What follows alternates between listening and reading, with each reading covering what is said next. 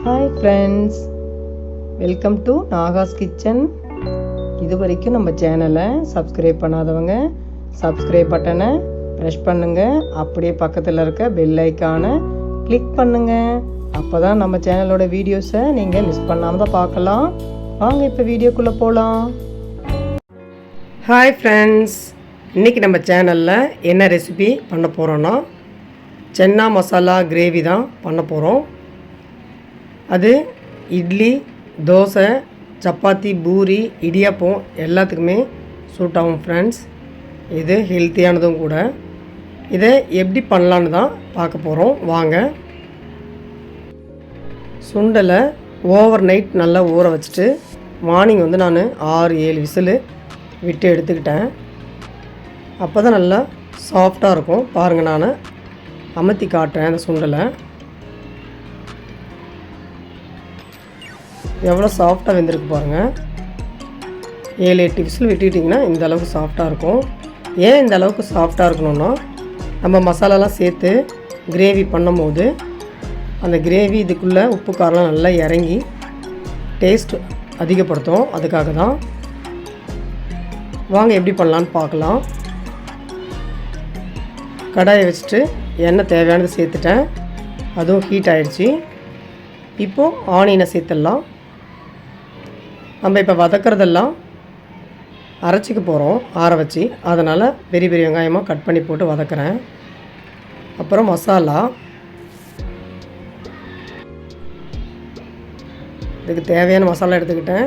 Homemade மிளகாய்த்தூள் 1 table spoon அளவு, ஜீரகத்தூள் 1 டீஸ்பூன், தனி மிளகாய்த்தூள் 1 டீஸ்பூன், கறி மசாலா 1 டீஸ்பூன் அளவு, தனியாத்தூள் டேபிள் ஸ்பூன் அளவு 1 டேபிள் ஸ்பூன் அளவு, மஞ்சத்தூள் 1/4 டீஸ்பூன்.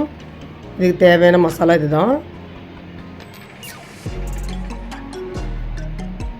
வெங்காயம் கொஞ்சம் நல்லா வதங்கிடுச்சு. இது கூட தக்காளி சேர்த்துடலாம். 2 வெங்காயம் 2 பெரிய தக்காளி சேர்த்துருக்கேன் நான்.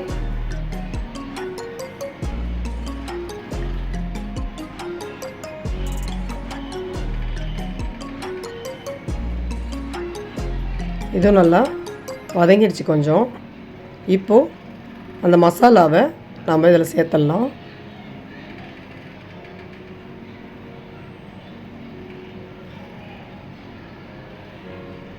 சேர்த்துட்டு நல்லா மிக்ஸ் பண்ணலாம்.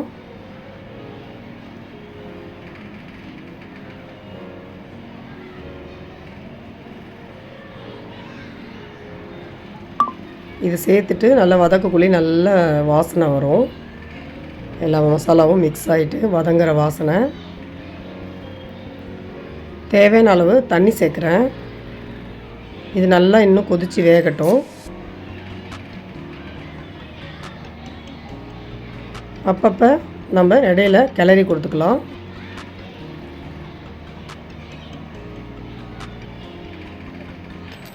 நல்லா கொதிக்குது.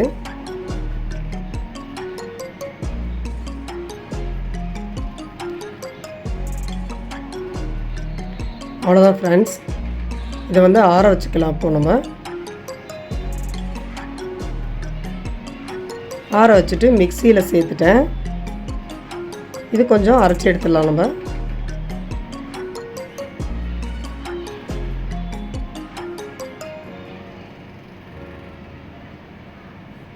நல்லா பேஸ்ட் மாதிரி அரைச்சி எடுத்துட்டேன்.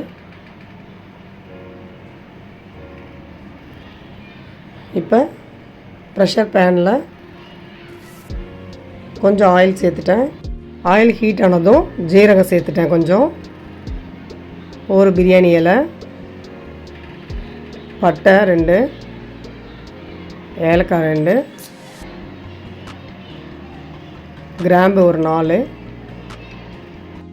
3 பச்சை மிளகாய் இதெல்லாம் சேர்த்துட்டு ஒரு வதக்கிடலாம்.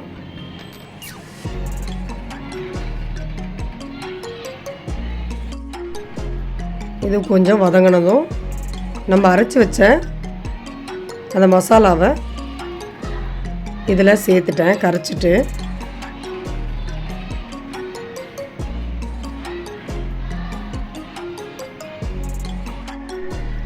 வேக வச்ச சுண்டலையும் அந்த தண்ணியோடு இதில் சேர்த்துக்கலாம். தண்ணி நிறையா இருந்தால் ஃபில்ட்ரு பண்ணி எடுத்துக்கோங்க. நான் வேக வச்சது கம்மியாக தான் இருக்குது தண்ணி, அதனால் அப்படியே சேர்க்க போகிறேன். இதில் கொஞ்சம் சுண்டலை கொஞ்சம் எடுத்துட்டேன், தட்டில் மசிச்சு சேர்த்துக்கலான்ட்டு.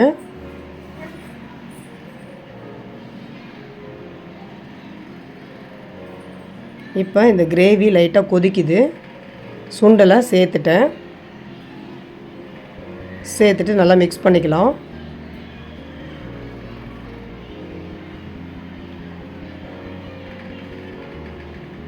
இந்த தட்டில் தனியாக எடுத்து வச்ச அந்த சுண்டலை நான் மசிச்சிட்டேன்.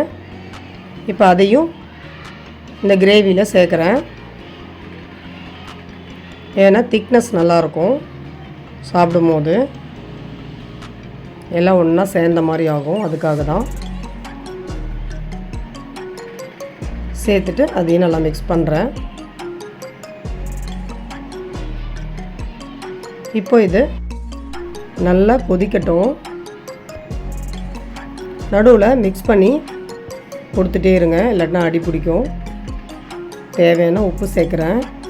சுண்டல் ஆல்ரெடி உப்பு சேர்த்துருக்கோம், அது தண்ணியோட சுண்டலையும் சேர்த்துருக்கோம். அந்த உப்பு இதில் தான் ஆட் ஆகிருக்கும்.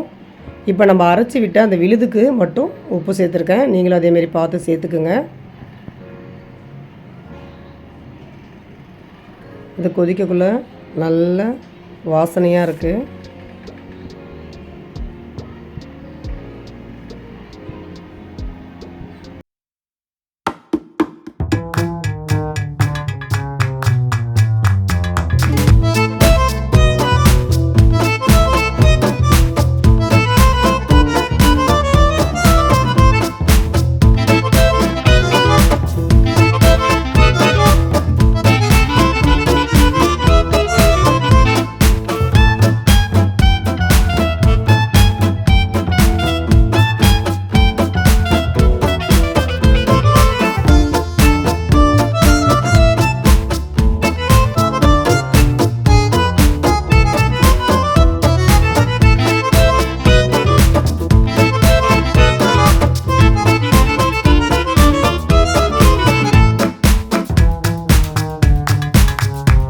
ரெடி பண்ணியாச்சு.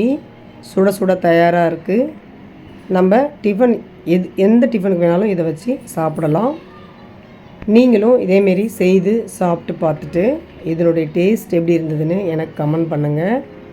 இந்த வீடியோ உங்களுக்கு பிடிச்சிருந்ததுன்னா லைக் பண்ணுங்கள், ஷேர் பண்ணுங்கள், அப்படியே நம்ம சேனலை சப்ஸ்கிரைப் பண்ணுங்கள் ஃப்ரெண்ட்ஸ். அப்போ தான் நம்ம வீடியோ உங்களுக்கு உடனுக்குடனே தெரியும். நீங்களும் பார்த்து சமைச்சி டேஸ்ட்டாக சாப்பிட்டுட்டு ஹெல்த்தியாக இருங்க. இன்னொரு வீடியோவில் பார்க்கலாம் ஃப்ரெண்ட்ஸ். பை.